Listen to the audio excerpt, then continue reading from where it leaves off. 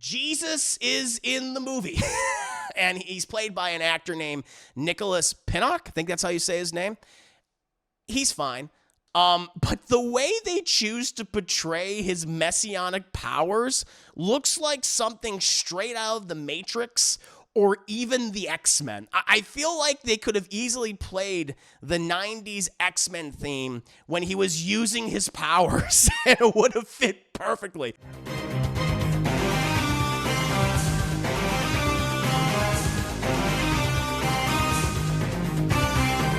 Turn across sideways, it's an X. Jesus was one of the OG mutants, yes. Oh, that's good. That's very good. Let's go ahead and jump into a topic that's never controversial or elicits any anger at all: religion, specifically Christianity. And to be even more precise, my review for the biblical comedy drama, The Book of Clarence. Now, for people that need a bit of a synopsis, a bit of a background for this movie, struggling to enrich himself and escape his many debts, a man named Clarence decides to capitalize on the recent popularity of a self-proclaimed Messiah, Jesus of Nazareth, and wishes to become a Messiah himself. For those that don't know, I was raised Catholic for most of my life. I went to a private Catholic high school when I was a teenager. So because of that background, I actually know a lot about Christianity and the Bible, both the Old Testament and the New Testament. Whew, both those books, those are a hoot. Old Testament, that's when God was crazy. He was losing his mind half the time, chap. But then the New Testament, he had his kid. He settled down. He settled down a lot. You know, that was probably for the best for him. Now, I'm not a practicing Catholic anymore, and I haven't been for well over a decade at this point. I consider myself more of an agnostic than anything else nowadays. But religion in itself is interesting to me. I'm a huge history buff, and religion history so often intersect, and religions have had a huge influence on the cultivation of human civilization itself.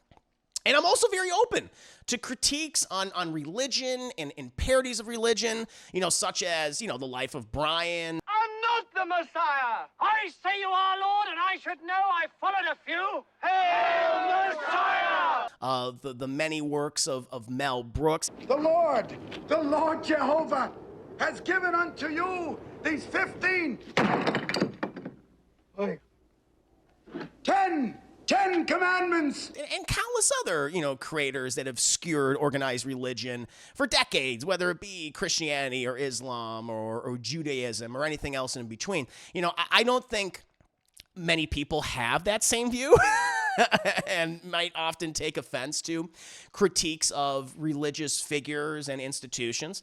But it doesn't really bother me. More often than not, I'm more amused by it than anything. I'm not really sensitive to it. So when we do get a film that attempts to skewer and parody religion, like The Book of Clarence, how does it choose to go about it?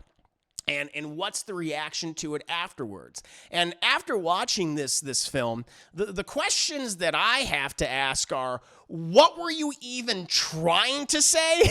And why did you go about it in such a messy, ill-conceived way? This movie is a complete mess, especially when it comes to tone. Oh my God, this tone, it doesn't know what it wants to be. It will start out like something akin to Life of Brian or History of the World Part 1 by Mel Brooks.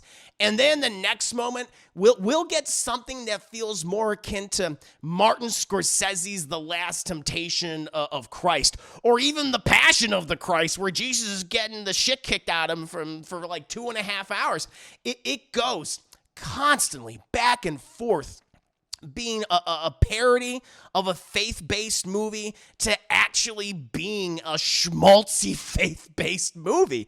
It has this constant tonal whiplash that I personally found very distracting and often off-putting while watching it for its 2+ hours of screen time. I should also probably mention that the filmmaker James Samuel? Is that how you say his name? He used to go by like another name, a pseudonym called the Bullets or something. But now I think he's just going by his regular name, Chad. So James Samuel. Okay. It's pronounced James? That's how you pronounce his name? Jeyme. Just spell it James, goddammit! It's pronounced J. Why is it Jeymes? Oh my God, James Samuel. Thank you for the correction. I appreciate the correction. I'm like, how the fuck do I say this guy's name? How do I say this man's name? James Samuel. He's the filmmaker behind this film. There you go. Thank you so much. I'll put that in the review because some people are like, that's not how you say his name. I'm like, well, maybe you should spell it right. Got an E, got a Y in that. Oh my Lord. He's the filmmaker behind the film, and he's probably best known for his genre-bending Western, The Harder They Fall, which, again, I have not seen, but it has been recommended to me many, many times before.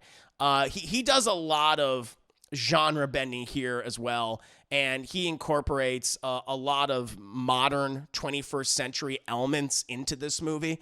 And I really don't think they work here at all, especially when the movie is constantly going back and forth from being a biblical drama and then in another moment to being a comedy.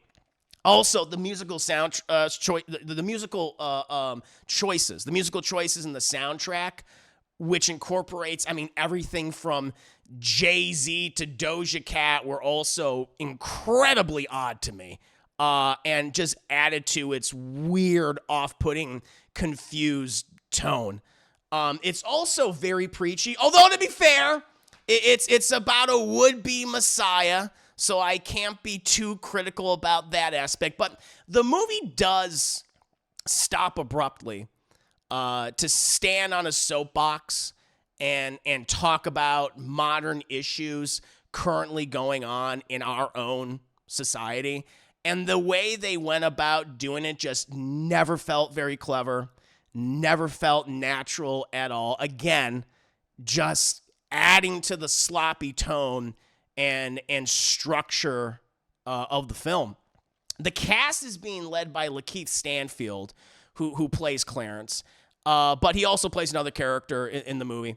And I have to say, I think I'm kind of getting tired of Lakeith Stanfield playing the same character over and over and over again. So many of his performances are always just so understated. And while I think that works for example, the supporting character he played in Atlanta, for instance, right? It's not working for him as a leading man. It's coming across as dull and not really engaging in any capacity. You're supposed to be, like, his character is supposed to be a huckster, a charismatic con man in the movie. But I never bought that for a second while he was easily swindling so many people. You know, you have a number of talented actors in this, like Omar Sy and Kalen MacLachlan, who's unrecognizable. He played one of the Stranger Things kids in Stranger Things, and here he is looking grown up, has a full beard. I was like, oh my God, I didn't realize that was him for a good portion of the movie. And I was like, oh, that's him. Alfred Woodward. And I think they're all fine in their respective roles. But the two standouts were David Oyelowo as John the Baptist and James McAvoy as Pontius Pilate. They were actually pretty charismatic and funny, and I think they brought a lot of the personality that Stanfield just did not have in this movie whatsoever. There's also a cameo in this that is so damn funny, and I'm not going to spoil it, but it's probably the biggest highlight of the movie outside of David Oyelowo and James McAvoy as their respective characters. Lastly, Jesus is in the movie, and he's played by an actor named Nicholas Pinnock. I think that's how you say his name. He's fine. But the way they choose to portray his messianic powers looks like something straight out of The Matrix or even the X-Men. I feel like they could have easily played the 90s X-Men theme when he was using his powers, and it would have fit perfectly.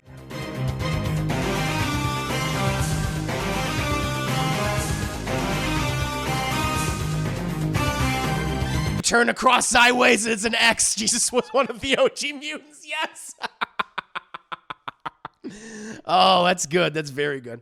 The CGI is also pretty rough when they do use it, which is crazy because they have a $40 million budget to play around with, and the way in which they choose to kind of show off some of the miracles or some of Jesus's powers is it just looks really bad. It looks really, really goofy. So I don't know if this filmmaker is just not, he doesn't have any experience with CGI at all.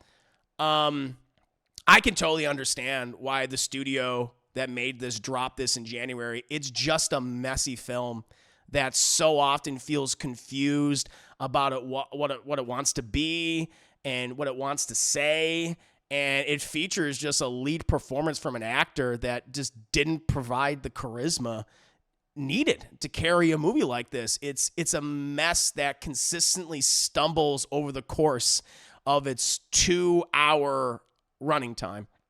And I was left very, very frustrated by it, and honestly kind of turned off. I know so many people have said like, oh, The Harder They Fall is like one of the best, Westerns so far in the 2020s, and people have encouraged me to check that out. But if he's doing the same things that he's doing here, as he does apparently, which he also does in that movie, I'm like, I don't really know if I want to watch that, to be perfectly honest, but I'll check it out one day, but I can't say I'm exactly excited for it. But that's how I feel about the Book of Clarence, Chad. I think one of the most disappointing movies so far this year, in my honest opinion. But what about you guys that saw the Book of Clarence? Or do you feel the way I do? Did you actually end up really enjoying the movie and like the movie? Did you like all the heavy-handed messaging and how they incorporate it in the film? I'm very curious. Please let me know.